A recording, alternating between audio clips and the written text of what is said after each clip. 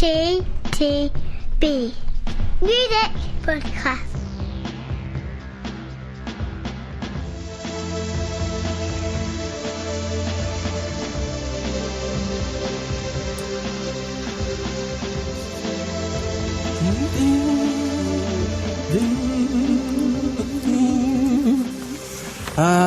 That sound.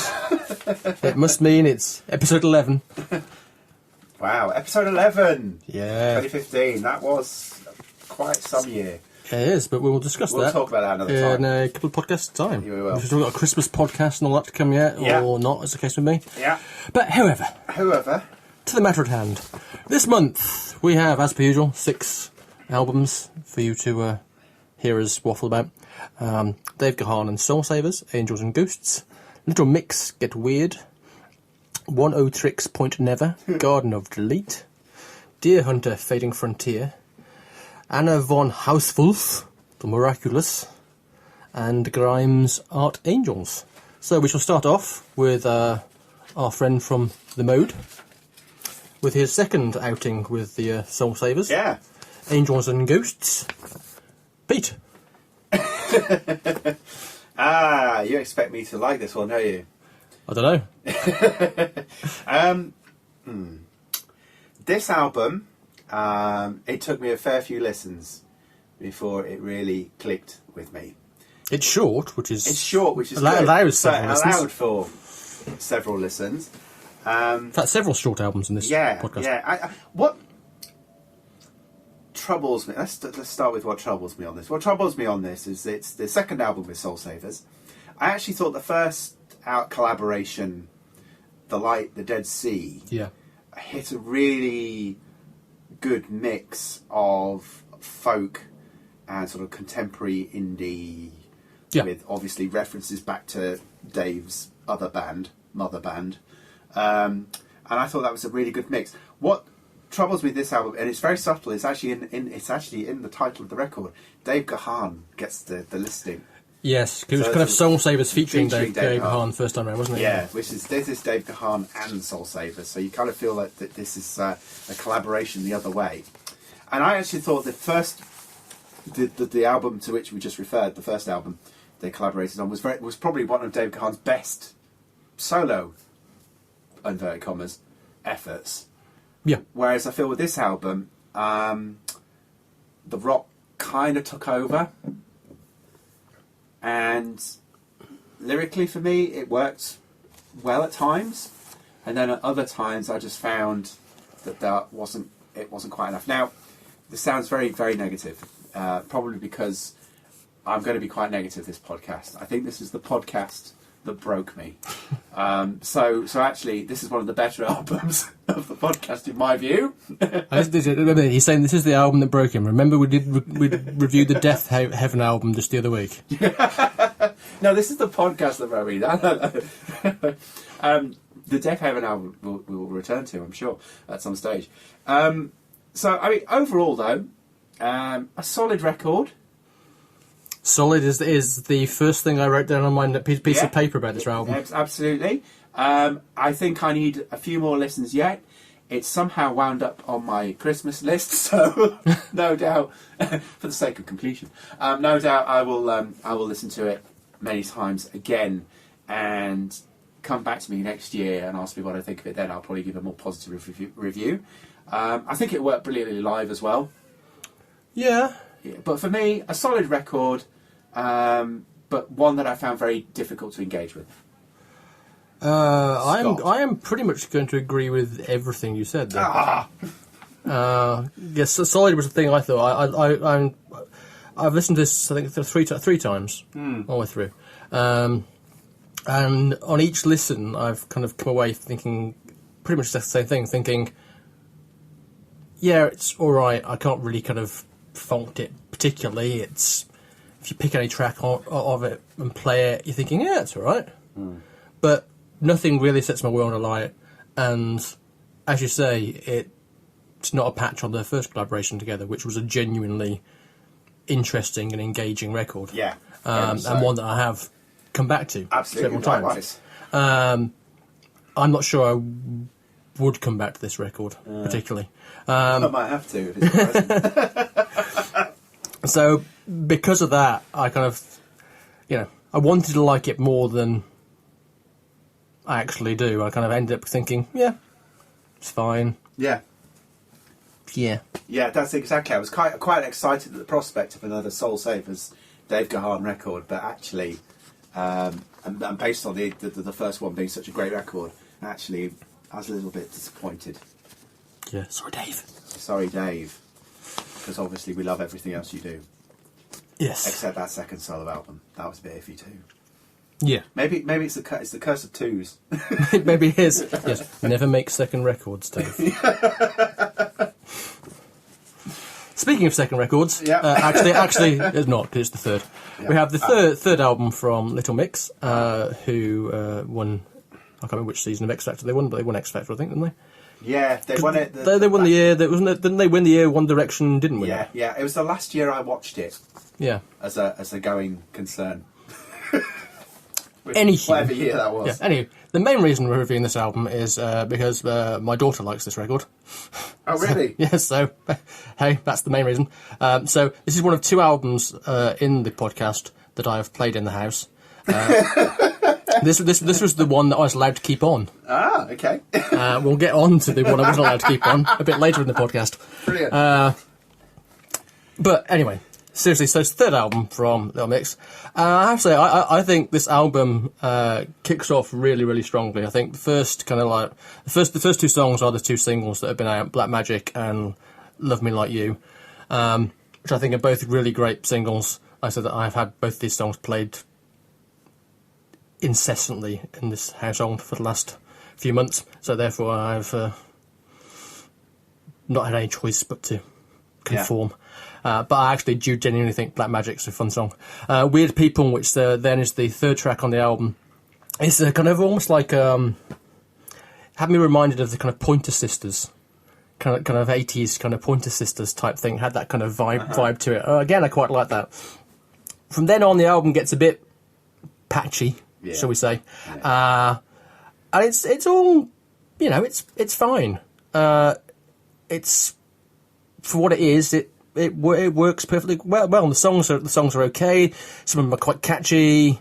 Vocal performance is quite solid. There's a nice a cappella number at the end, called The End, funnily enough. And it's, harmless pop. Yeah. I felt it was an overly long record. I double checked. I wasn't listening to the deluxe edition. No, but actually, it's funny you said it does feel long compared to some of the other albums that we're reviewing in this podcast. It's actually only 40 minutes long, which is, average, short, It felt longer certainly towards the end. I think the pace really slows down and that lets it down, ultimately. Because otherwise, as I said, this is a fairly well-rounded pop album. We're digging them all out tonight, kids. It's solid. Okay, I'll just say it's solid. It's a solid pop album. I would have said that, but I felt that the second half of the record does feel like it starts to drag a little. I got a real Cyndi Lauper vibe at the start, by the way. There is a bit of that, Girls just wanna have, so I think that, as you say, there's some classic 80s pop music referenced here, which is fun because I like that. But overall, probably one of the more over the course of this podcast, how many of the years we've done it, probably one of the better records of this type that we've reviewed. Yeah, that is probably true, actually. Yes. I remember we did do the One Direction one, didn't we? We did the One Direction one. I think we. And it was a bit. Didn't we do Girls Aloud one or something? Yeah. So it's okay. It's okay. I don't think it's up there with Girls Aloud, but solid pop record. One for the kids, and in your case, literally so. Yes, it is. Thankfully, we usually manage to get switched off after Weird People, but. Right, we move on to the one I was ordered to switch off. Oneohtrix, Point Never, Garden of Delete. Oneohtrix, also known as Daniel Lopatin, and this is his 7th album. Wow. So, Pete, explain OPN as I've been calling you. This was a record that actually did grow me. Yep. As you know, I was going to blow into this podcast very negative, but actually my mind's been changed on this one. I got distinct shades of the Blank Mass record that we reviewed earlier this year, which I must admit, I put onto something of a pedestal. But so this doesn't quite live up to those expectations. But certainly there's some stuff on here. I mean, Mutant Standard, which is a track slap in the middle of the album.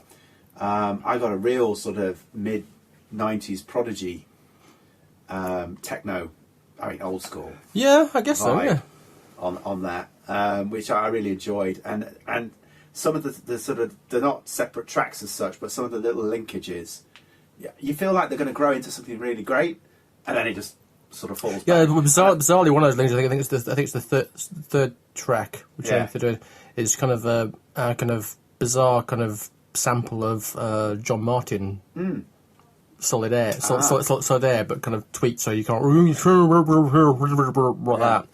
But it's kind of bizarre, odd choice of linking. But I quite liked some of those. But then I felt again the follow through was not necessarily there, you know. Yeah. And some of it. So again, an album that I think deserves repeated listenings, and there are some potentially great tracks on here. I've mentioned Mutant Standard even. Ezra near the beginning I also quite liked. But that's it, I quite liked. I didn't sort of really engage or love this record. I love this record.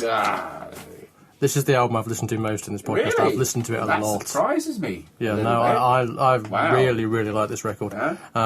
As you say, it harks back to the Black Mass record. Yeah. And also... obviously Aphex Twin as well. So it's kind of a mixture between those types of kind of electronic music. I think it blends the two really, really well together. So there's lots of and lots of noise. Yeah. And I mean lots of noise. There are moments in this, in Sticky Drama, and I can't remember the other track, might be Animals, where you've basically got what is essentially as thrash as the Death Heaven album is, except it's all kind of computerized, including the vocals on Sticky Drama. But it works just marvellously. I was listening to it on the way home, and this is one of my favourite albums of this. Certainly the podcast, and it's certainly one that's jumped into my top 20 of the year. Just on the basis of the last couple of weeks of listening, just really, really inventive. I keep coming back, and it is the album I've come back to most in this podcast. Yeah. Every time I've listened to one of the other albums, I've kind of thought, I'll listen to the Oneohtrix Point Never album again, and I've come back in. I asked myself, probably not for the first time, where is the Pete and Scott EDM divide? Where does because there clearly is one. Yeah, I don't know. Yeah, do you like your noodling? I like some noodling. Yeah, yes. I like some noodling, but again, Aphex Twin, never the biggest fan. More the sort of out and out, old school dance music, techno, you know. Sort of. I mean, as Oneohtrix Point, there says this is his album of trying to do songs rather than just do Aphex Twin type sound and noodling. Yeah. I mean, he mentions it's a lot of entangled ideas. I think that's the sort of issue I was still trying to cut through on my third listen. So maybe it needs more listens. Definitely. Yes. Okay. Point taken. Right, we move on to another seventh album. It's the seventh album from an American band called Derrhunter, whose previous albums have all been quite well reviewed, and they're quite well thought of in the indie circles. But again, a band that whose name I'd heard before, but hadn't really encountered their music before this particular record. The background of this record, again, this is meant to be their most approachable record that they've done, off the back of their lead singer having I think he got run over by a car last Christmas time, and he was really ill for a while, and then had that kind of, hey, let's do some cheery stuff kind of. thing. So again, another nicely short record. Yes. Again, this is like literally half an hour. Yeah. And it's one of those kind of mellow indie rock records, really. It's kind of like taking, I suppose, Wilco, crossing them with kind of Fountains of Wayne, with a little sprinkling of kind of Tame Impala on top. Particularly vocally at times. Yeah. And I think it's an album of songs that are all, they're all kind of short. There is a variation in them. So you've got kind of one of my favourite two tracks are Breaker and Duplex Planet. Breaker, you have this kind of chorus flanged guitar kind of thing with a very kind of Fountains of Wayne kind of chorus, and that kind of goes into Duplex Planet, which has some nice harpsichord. Can't be a bit of harpsichord. But then you go on to things like Leather and Wood, which is very much reminiscent of kind of early Todd and Beatles kind of stuff. And then, Ad Astra, which is pure kind of Tangerine Dream 70s synth rock kind of thing. So it's a kind of mixture of styles within a kind of encompassing 70s indie thing. But saying that, it's one that I kind of wanted to like more than I actually have ended up liking. So I keep playing it and thinking, yeah, I don't mind this, but it's not really jumping to that next level where I kind of go, this is great. And that's kind of where I am with it. Yeah, I know exactly what you mean. I think I'm probably a listen behind you, because I kind of feel I feel I'm on the same trajectory in terms of liking this record. But again, as with the Dave Gahan record, it's taken me a while to get to that point. It's a very pleasant record to listen to. Yeah, it's very easy to listen to. It's very easy to listen to, and it just feels, despite some despite some of the things that you've said, it actually feels like quite a happy record as well. Yeah, if that makes sense. No, it does. It feels like it's a very positive vibe running through the whole thing. Again, standout tracks for me were probably Leather and Wood, because of that whole Beatley thing. Yeah. The long track. The long track. And I can't remember which track I've got the distinct Tame Impala vibe from, but again, that was cool. But once again, and I think it's been a theme for me this month, I just found it difficult the first couple of listens to really engage, and I can't quite explain why that is on this example. I feel that actually it deserves 3 or 4 listens. It's a short record, so that's perfectly feasible, and probably deserves to be listened to outside. A walk in the country, that sort of, good record for the winter. Very and true. I haven't just read the quote next to this record about his view on whether it represents winter or spring. So speaking of albums that might be hard to engage with, Anna von Hausswolff, The Miraculous. Anna is a Swedish singer, pianist, organist and songwriter, and this is her 3rd album. Pete, describe to me Anna's oeuvre. This is possibly my favourite record of the podcast. There was just something that clicked with me on this, which I think I was kind of missing in everything else we've listened to so far. I actually found, it's not accessible. It again, some of the criticism of some of the other records in that they did sort of meander and sort of move between different. Yeah, and this is a long album. Strains of thought, and it is a long old album as well. But actually, I really enjoyed this record. Particularly, Pompeii Raposa, and tracks like Evocation. There was a real sense of composition, whether it was the obvious noodling around the organ and the electronics, whether it was her vocal kicking in, and and some of the other sort of surprises dotted hither and thither. I felt there was a real sort of classical feel to this record that ran through. I really enjoyed listening to this, and again, I found it a very engaging record.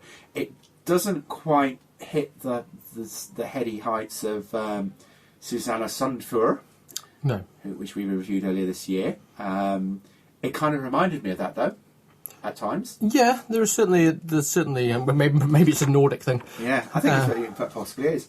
And then there was the other record that we reviewed recently, which kind of had that kind of sort of industrial landscape vibe to it.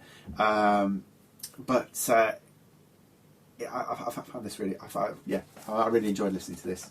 This was a very well constructed, put together record. Go on. It's funny. Discovery, the open track this has, it's a great opening. You got this big kind of honking organ like a ship's horn, and then the atmospherics of the kind of keyboards, organ, percussion coming in, and it is just the opening track is like a brilliant piece of kind of soundtrack film score music. Yeah. You know? And it's kind of 9 minutes of pure delight. It slowly builds up, and then halfway through, kind of changes, breaks down, and then you get the acoustic guitar thing coming in, and then it kind of goes a bit kind of, prog folk almost, with some vocals coming in towards the end. And I have to admit, on first listen at this point, I was thinking, I'm going to love this album. Yeah. But then I kind of went, then I took a listen, I was thinking, no, I'm not really getting it. I was thinking some of it's sumptuous, and the organ's great, and all that kind of thing. But it ended up feeling a bit like listening to a slightly more interesting kind of Anya album. That's a low blow. It is, but I listened to this album this afternoon. Yeah. Admittedly, I had consumed a bottle of wine at this point. However, I listened to this album this afternoon whilst doing some admin, and I was listening to it loud this afternoon, and really enjoyed it this afternoon. Really enjoyed it this afternoon. Because you get, particularly when you get stuff like "Come Wander with Me," "Deliverance," and "Evocation," because both those tracks are ones that demonstrate the fact that she has a well-recorded appreciation of the metal genre, and particularly the Nordic metal genre. Yes. And both those things are present in these songs, particularly "Come Wander with Me," which has a very kind of Sabbathy type kind of thing going on, which actually did remind me somewhat of Death Heaven in a bizarre kind of way. I said at the time that Death Heaven album was great in part and terrible in other. Yeah, yeah. So again, much to admire. Yeah, and I did get a feeling of that as well on this record. And so then you got still beautiful stuff like The Oath and things, which is again, and funny enough, similarly to the Death Heaven album, where I enjoy this album most is when she's not singing. Okay. So when she sings, I slightly lose interest. I felt. Again, maybe I was listening. Maybe I can agree with that in part. I was listening to this album as an instrumental, as a soundtrack, in which her vocal was just another instrument that was added on top. If that makes sense. Yeah, no, it does. The other album I was struggling for a moment ago was Chelsea Wolfe, Abyss. Yes, we did a few podcasts. We did indeed. Yes, I got reminded of that as well. Yes, there are definite similarities in both their kind of approach and sound of having kind of hard rock mixed into this a background that's not hard rock. Yes. So if you like that, you will like this, I believe. Yeah, I think that's fair enough to say. Yes. So we finish with the fourth album from Grimes, also known as Claire Butcher, from Canada. Oh. Hello, Canada. Indeed. And Grimes has been around for a few years now. I remember seeing her on Later with Jules Holland when her first album came out, and thinking, fine. And she seems to have been one of those artists that's been on. But she seems to have been one of those artists that's been on the verge of making a really good record since then. I have a feeling I'm going to disagree here. I think this is a really good record. Ah. I actually really, really like this record. Okay.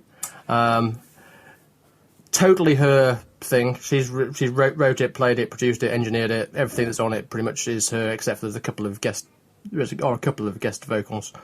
And at its poppiest, it's left me thinking it's the kind of material that kind of Kylie or Little Boots would frankly kill for on their albums. She has a really annoyingly squeaky voice, similar to early Madonna, early Kate Bush.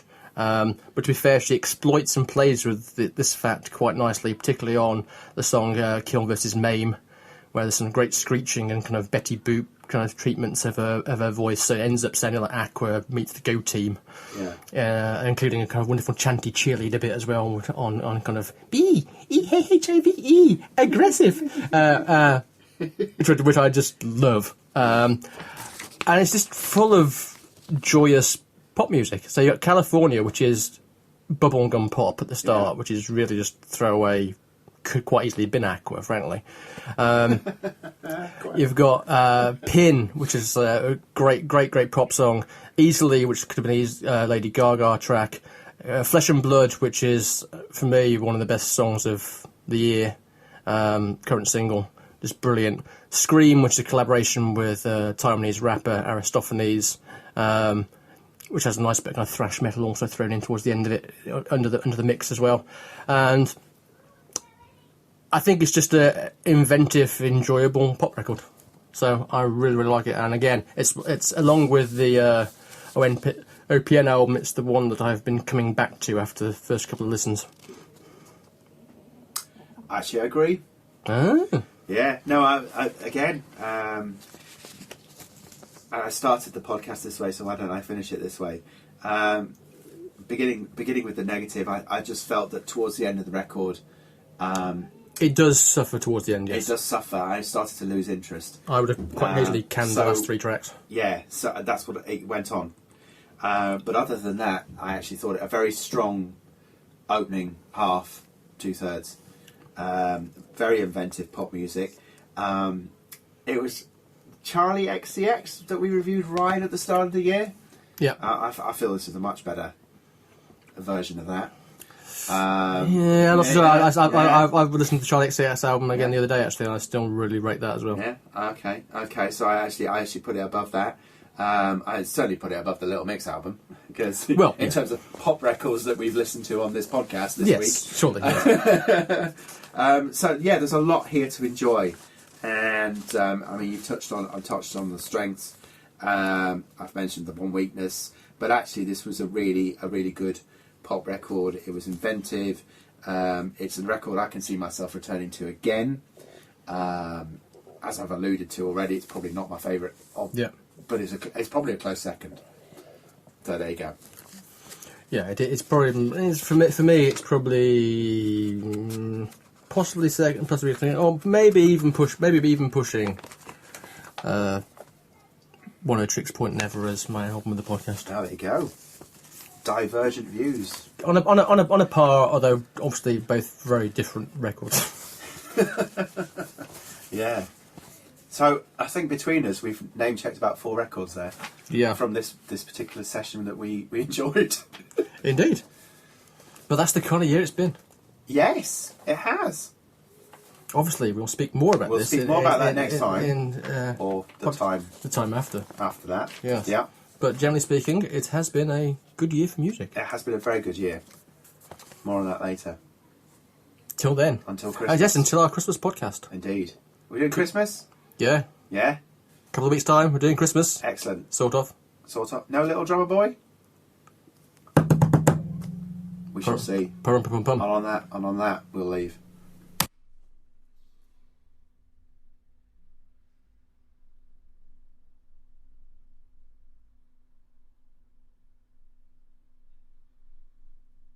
You've been listening to the CTTV